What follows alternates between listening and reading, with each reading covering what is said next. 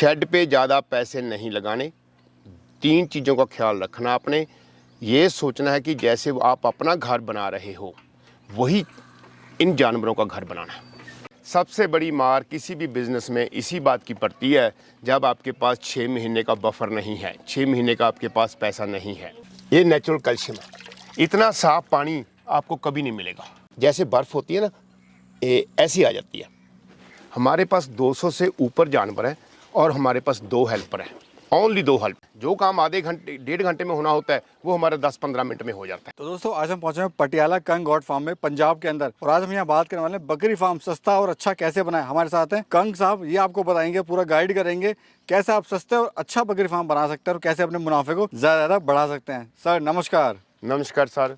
कैसे हो सर? बहुत बढ़िया सर। इंडियन फार्मिंग टेक्नोलॉजी के सारे स्रोतों को प्यार भरी नमस्कार सर। आपका बहुत बहुत शुक्रिया जो आप हमारे फार्म पे आए। देखिए, आप लोगों की वजह से जो आप लोगों की सेवा कर रहे हो इसका कोई मोल नहीं है।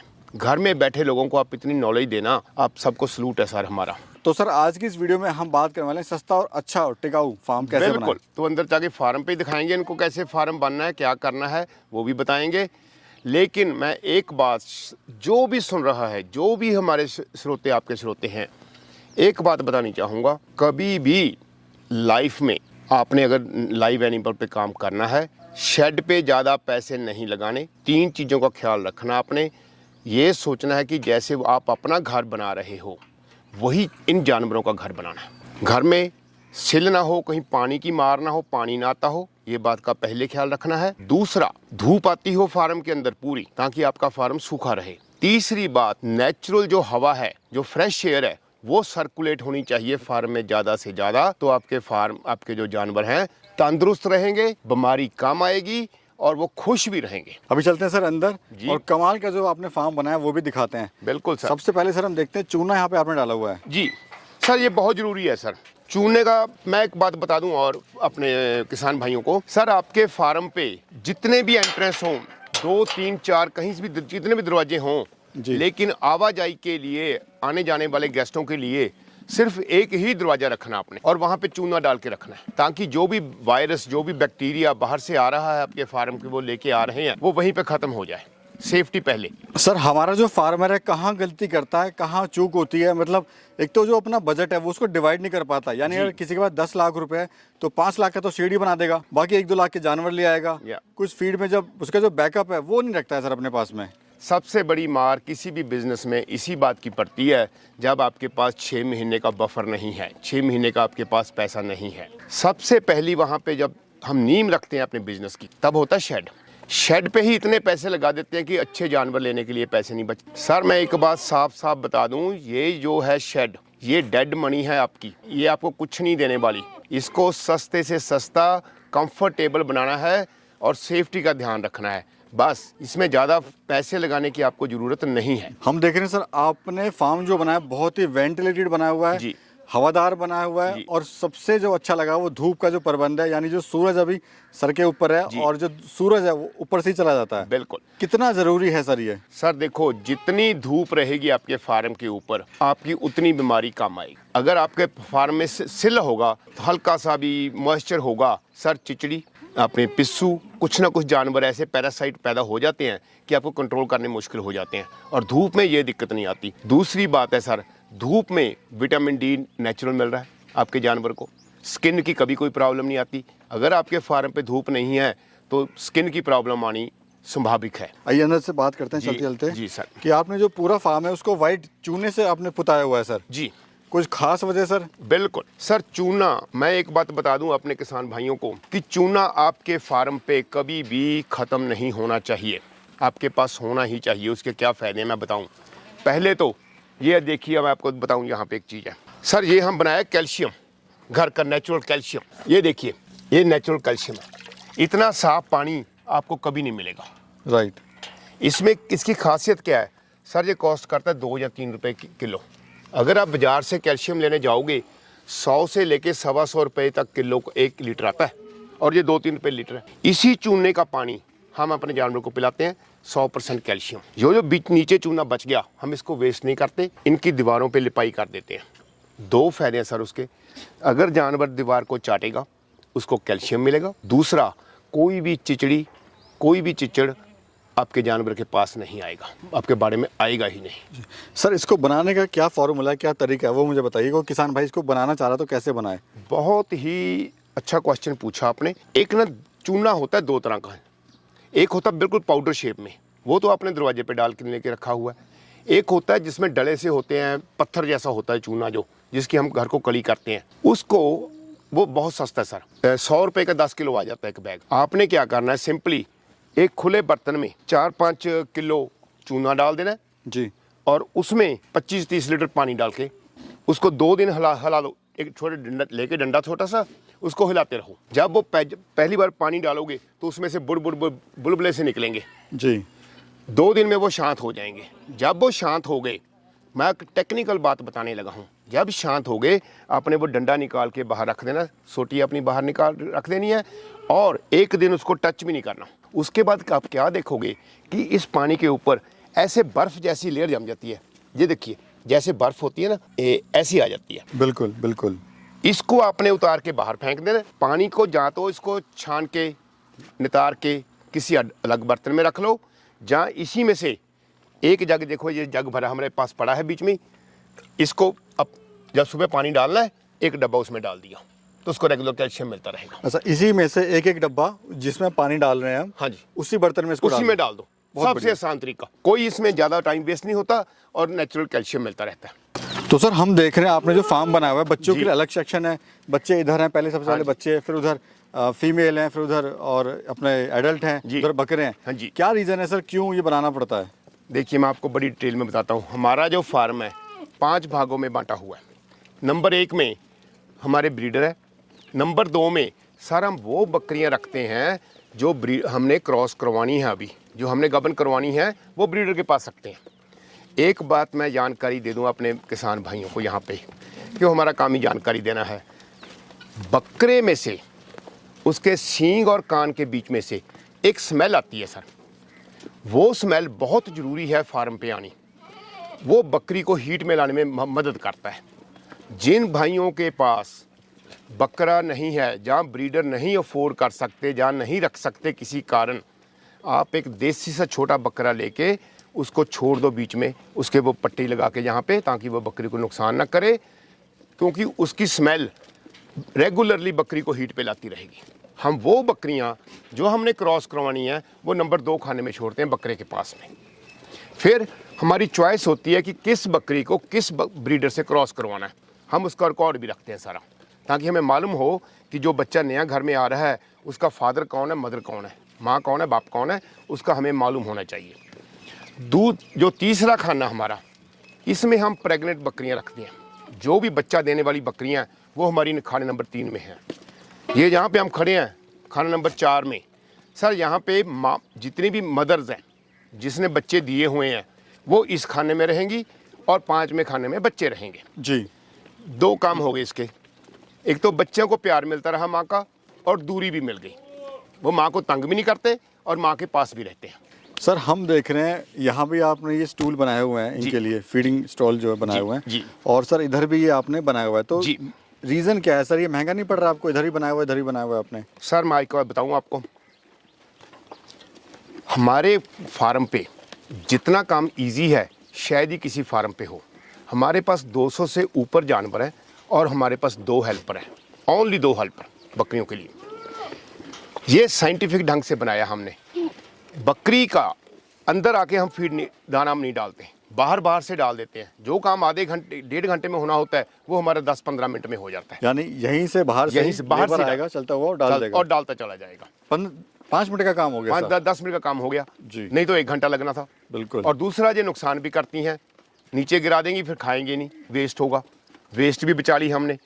और अंदर वाले हमने इसलिए डाल रखे हैं, कई बार जानवर ज़्यादा है ना हमारे पास, तो पहले हम इनको यहाँ पे बिजी कर देते हैं खाने में, तब अंदर डालते हैं, तो नुकसान भी नहीं होता कोई। ये बहुत अच्छा लगा मेरे को कि बाहर से सीधे निकल रहे हो, 5 मिनट अपना सारा काम हो गया और परेशान भी नहीं हुआ लेबर। बिल्कुल जी।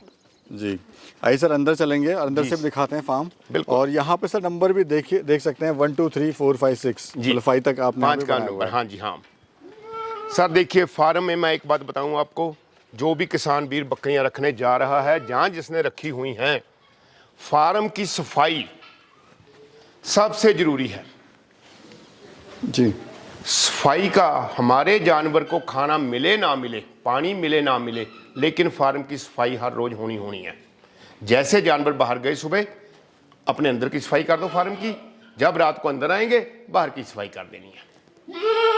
बिल्कुल। जैसे पार्टीशन बाहर है वैसे ही अंदर 5 खाने अंदर बने हुए, वैसे ही इन्होंने अपने अपने घर में ही रहना है। जी, ये बहुत इजी हो जाता है काम करना। इधर भी वही सिस्टम आपने पूरा फीड का बनाया हुआ है सर? बिल्कुल सर, बाहर से ही आओ, बाहर से डालते हैं। वहाँ से डाल दो। हाँ जी। अच्छा सर, इसकी हाइट क्या है आपके फार्म की? सर ये 12 फुट हम रखी है आगे वाली हाइट जी, और थोड़ी ढलान दे के पीछे 8 या 9 फुट पे आप रख लो, बहुत है इतनी।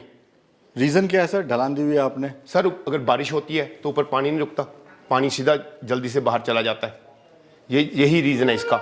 लेकिन जब भी आपने ढलान देनी है, जो ऊपर वाली जो चादर डाली है आपने, उसको 1-1.5 फुट दीवार से आगे बाहर निकाल देना है, ताकि बारिश का पानी आपकी दीवार पे ना गिरता रहे, शेड को नुकसान हो जाएगा। अभी बाहर सर हम देख रहे हैं बाहर ज़्यादा टेम्परेचर, अंदर बिल्कुल सुकून में हम लोग खड़े हुए हैं। देख लो कितनी दोपहर है। क्या कारण है सर? कौन सी चादर आपने डाली हुई है? सर ये सीमेंट की चादर है जी, ये ज़्यादा गर्म भी नहीं होती, ज़्यादा ठंडी भी नहीं होती। इसके ऊपर कुछ डाला हुआ आपने? नो, कुछ भी नहीं है सर, सिंपल सिंपल। और हवादार बहुत है। जो हमने खिड़की रखी है, सारी खिड़की आमो सामने है, दरवाजे के सामने दरवाजा, खिड़की के सामने खिड़की, ताकि हवा क्रॉस होती जाए। अच्छा, ये हाँ बिल्कुल हम देख पा रहे हैं, जैसे यहाँ पे एक खिड़की हो गई सर ये। हाँ जी। और इधर इसके ही- सामने वो खिड़की है, बिल्कुल उसके सामने ये दूसरी खिड़की आपने दूसरी बना खिड़की दी है। है। ठीक है ना जी। तो ये साइंटिफिकली सर बड़ा जरूरी है। हवा क्रॉस जितनी होगी उतनी फ्रेश एयर जानवर को मिलेगी, उसलिए रखा सर। और सर सेफ्टी के लिए क्या क्या हुआ है आपने यहाँ पर? सर देखिए, आपने बहुत ही अच्छा क्वेश्चन पूछा है सेफ्टी का। हमारे किसान वीर बहुत ज़्यादा गलती करते हैं कि अपने जानवरों की सेफ्टी नहीं रखते। आजकल वो टाइम नहीं रहा कि बकरी कोई 1000-1200 में मिल जाती थी। आजकल बकरियों लाखों में रेट है उनका, महंगे जानवर हैं। आप कुछ भी करो, सेफ्टी आपके हाथ में है, वो रखनी है। ये जो आप दरवाजे देख रहे हो, पहले तो मेन डोर लॉक होता है रात को, फिर बाहरले सारे डोर लॉक होते हैं, और फिर ये अंदर वाले भी लॉक होते हैं, ताकि कोई चोरी का चांस ना रहे।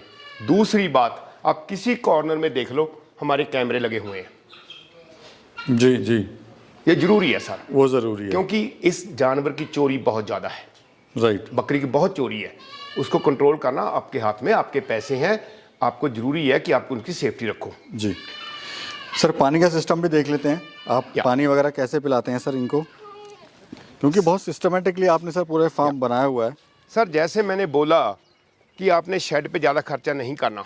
हमारे बहुत लोग आते हैं जी, आजकल ऑटोमेटिक डिस्पेंसर आ गए हैं, ऑटोमेटिक पानी आएगा, वो जानवर पिएगा, कोई खर्चा करने की ज़रूरत नहीं है। सर ये देखो, ये टब है प्लास्टिक का, पुराना टब 600-700 रुपये में मिल जाता है। इसको बीच में से काट के 2 पानी के बर्तन बन गए आपके 300-350 में। वही काम ये दे रहे हैं, राइट। तो क्यों खर्चा करना बिना बात पे? ठीक है ना जी। सस्ते से सस्ता काम करो। जो भी आपके एक्स्ट्रा पैसे हैं, या तो अच्छे जानवरों पे लगाओ, या उनके खाने पीने पे लगाओ। शेड पे खाने पीने की वस्तुएं जो हमने रखे हैं, खुरली रखी है, कुछ भी है, इस पे खर्चा ज़्यादा ना करो।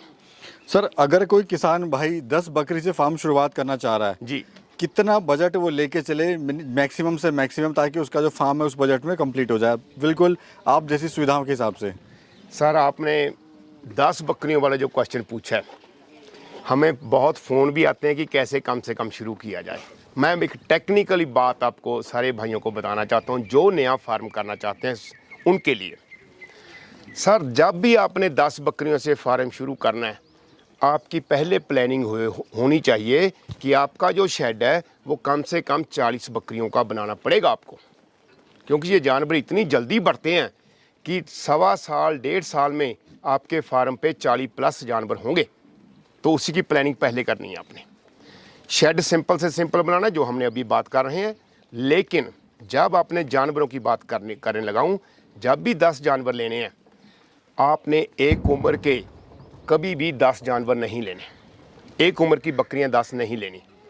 दूसरी गलती ये मत करना कि छोटे 2-2 महीनों के बच्चे लेके उससे आप फार्म चला लोगे, आप डेफिनेटली फेल हो जाओगे। सर 18-19 महीने लग जाते हैं छोटे बच्चे को तैयार करके बच्चा लेके बेचने तक। कहाँ से इतना टाइम आपके पास कहाँ से खिलाओगे। जब भी आपने जानवर लेने हैं, आपने 5 बकरियां लेनी है। अगर 10 का कर रहे हो फार्म, 5 बकरियां आपने लेनी है प्रेग्नेंट, जो बच्चा देने के लायक हैं। प्रेग्नेंट हम उसको मानते हैं जो कम से कम 3 महीने प्रेग्नेंट हो और उसको 2 महीने रह जाए बच्चा देने के लिए। जब बकरी क्रॉस होती है वो 5 महीने 5 दिन लेती है बच्चा देने में। 3 महीने के जो ऊपर गबन बकरी है हम उसी को गबन मानते हैं।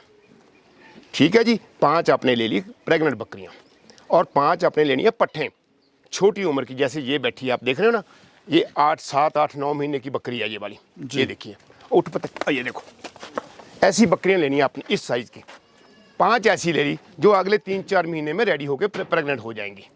ठीक है ना। सर देख, क्वालिटी देखिए अब साथ साथ में बकरी की। हमारे घर की पट्ठ है, बच्ची है, कान देखिए कितने बड़े, कान शानदार है, शानदार फेस है जी जी। ऐसे बच्चे आप लो, 5 ये ले लो, 5 आप ले लो बकरियां। यहाँ पे आपने गलती नहीं करनी। बहुत लोग गलती करते हैं कि साथ में ब्रीडर भी ले लेते हैं। आपको भी ब्रीडर की ज़रूरत नहीं है, क्योंकि जो आपकी 5 बकरियां हैं वो तो ऑलरेडी प्रेग्नेंट है, ब्रीडर नहीं चाहिए।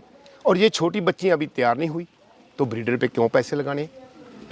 देखो सर, ब्रीडर आपके घर पे होगा, खर्चा बढ़ेगा आपका। जैसे ही 4 महीने बाद ये बकरियां बच्चा दे के आप बच्चे सेल करने के लायक हो जाएंगे, उनको मेल को बेचो और अपना ब्रीडर ले लो, फ्री में ब्रीडर बन जाएगा आपका।